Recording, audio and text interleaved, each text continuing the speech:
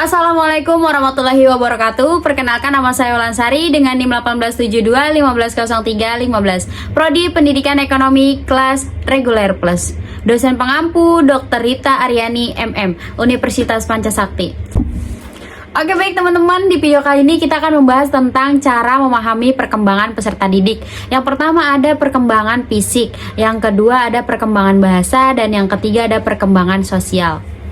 Langsung aja kita ke pembahasan pertama, yaitu cara memahami perkembangan peserta didik.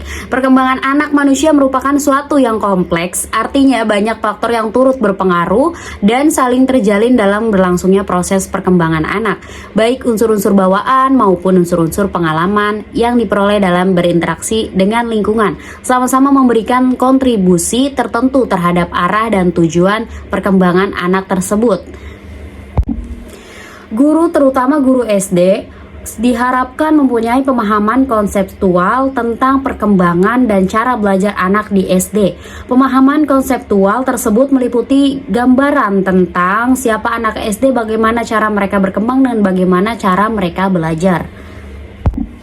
Selanjutnya kita ke perkembangan fisik. Perkembangan fisik peserta didik usia SD ataupun MI meliputi pertumbuhan tinggi dan berat badan, pertumbuhan proporsi atau perbandingan antar bagian tubuh yang berbentuk postur tubuh, pertumbuhan tulang, gigi, otot, dan lemak. Pertumbuhan dan perkembangan fisik anak menentukan keterampilan anak bergerak. Bertumbuhan dan perkembangan mempengaruhi cara memandang dirinya sendiri dan orang lain, yang berdampak dalam melakukan penyesuaian dengan dirinya dan orang lain. Di sini dijelaskan ada pertumbuhan tinggi. Pertumbuhan tinggi badan setiap anak itu berbeda-beda, tapi mengikuti pola yang sama.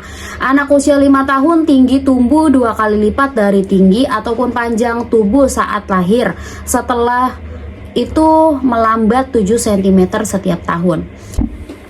Yang kedua yaitu ada perkembangan berat tubuh peserta didik. Anak usia 5 tahun berat 5 kali setelah dilahirkan. Anak usia 10-12 tahun yaitu pemulaan masa remaja. Anak mengalami periode lemak, mengalami pematangan kelamin dan berasal dari hormon. Nafsu makan anak semakin besar. Pertumbuhan tubuh yang cepat menumpukan lemak pada perut, pinggul, pangkal paha dan sekitar rahang, leher dan pipi. Selanjutnya yaitu ada perkembangan bahasa. Bahasa merupakan media komunikasi yang digunakan untuk menyampaikan pesan, pendapat, perasaan, dan menggunakan simbol-simbol yang disepakati bersama. Kemudian kata dirangkai berdasarkan urutan membentuk kalimat yang bermakna dan mengikuti aturan atau kata bahasa yang berlaku dalam suatu komunikasi atau masyarakat.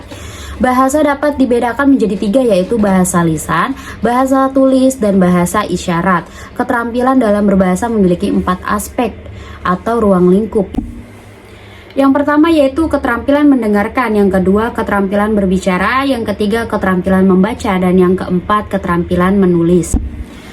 Berikut ada beberapa faktor yang mempengaruhi tentang perkembangan anak. Yang pertama ada kesehatan. Anak yang sehat lebih cepat belajar berbicara dibandingkan dengan anak yang kurang sehat.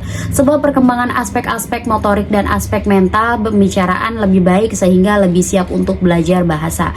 Yang kedua ada kecerdasan. Anak yang memiliki kecerdasan tinggi akan belajar bicara lebih baik dan memiliki penguasaan bahasa erat kaitannya dengan kemampuan berpikir.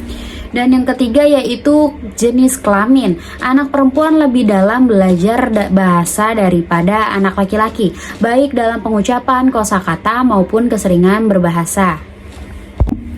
Baik, kita lanjut ke perkembangan sosial. Perkembangan sosial berarti perolehan kemampuan berperilaku yang sesuai dengan tuntutan sosial. Tuntutan sosial pada perilaku sosial anak tergantung dari perbedaan harapan dan tuntutan budaya dalam masyarakat, tempat ataupun tumbuh perkembangan tugas perkembangannya. Dalam belajar hidup bermasyarakat diperlukan 3 proses dalam bersosialisasi, yaitu yang pertama belajar berperilaku yang dapat diterima sosial, yang kedua memainkan peran sosial yang dapat diterima, yang ketiga yaitu perkembangan sikap sosial.